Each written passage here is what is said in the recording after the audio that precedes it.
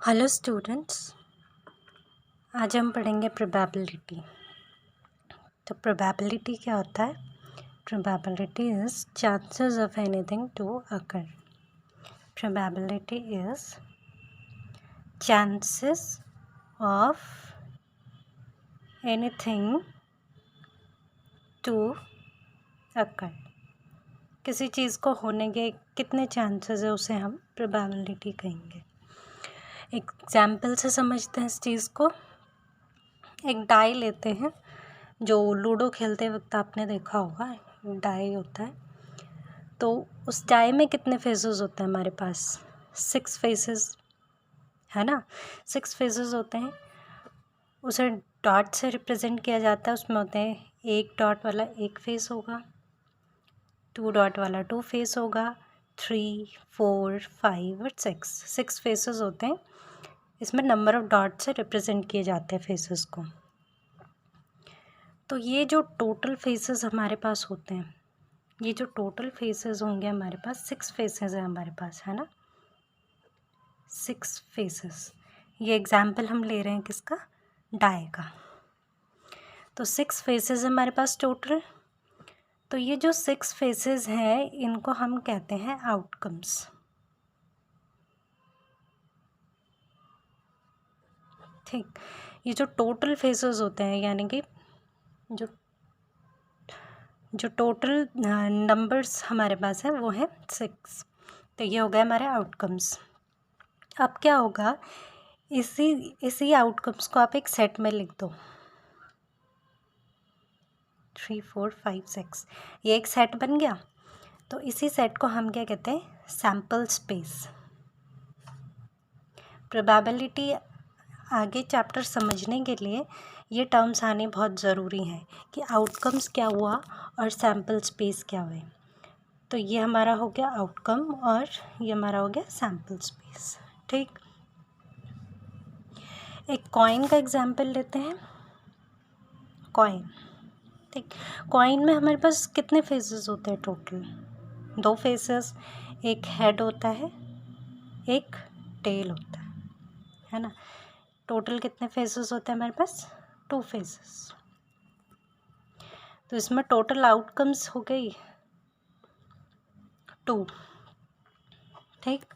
Outcomes हो गए total 2 और इसी आउटकम्स को आप सेट में लिख दो, हेड, टेल।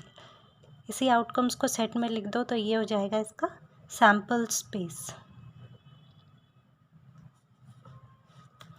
जनरली जो बुक में रिप्रेजेंट किया जाता है, हेड को एच से रिप्रेजेंट किया जाता है और टेल को टी से रिप्रेजेंट किया जाता है। तो इस तरह से लिखते हैं, हेड और टेल। ठीक।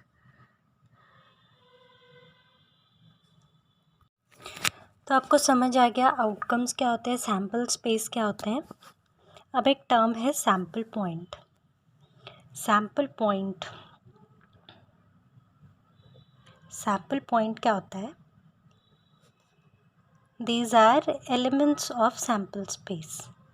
Elements of sample space. ठीक। जो सैम्पल स्पेस के एलिमेंट्स होंगे उसे हम सैम्पल पॉइंट्स कहेंगे।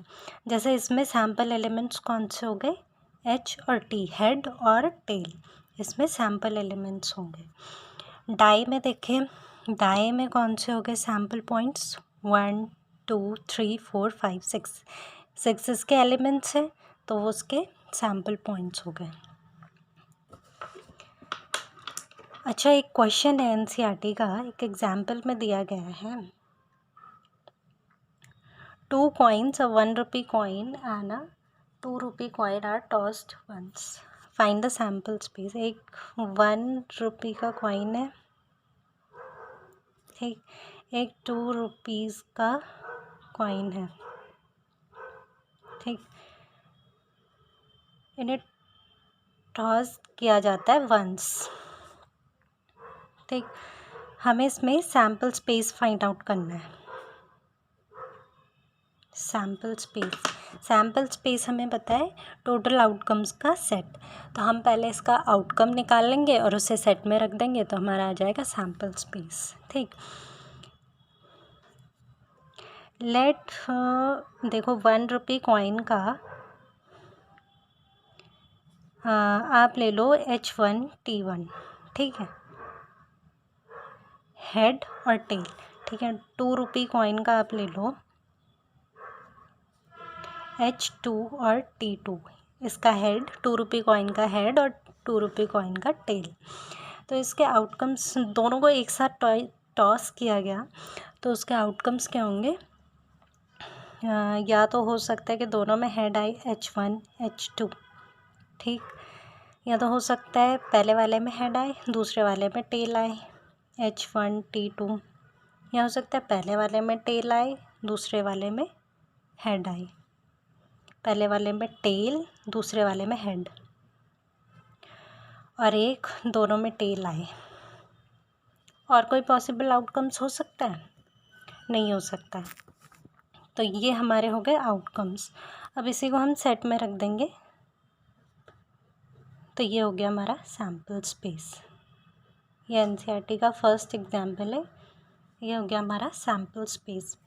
उसमें जनरली H से रिप्रेजेंट किया गया है, पर इसमें मैंने सिंप्लिसिटी के लिए H1T1 H2T2 लिख दिया ताकि जो है पता चल जाए किसका हेड है किसका टेल है। 1 रुपये कॉइन का H1 है हेड, 2 रुपये कॉइन का H2 है, तो इससे इजी हो जाएगा। ठीक, इस वीडियो में इतना ही रखते हैं, बाकी नेक्स्ट वीडियो में देखेंगे।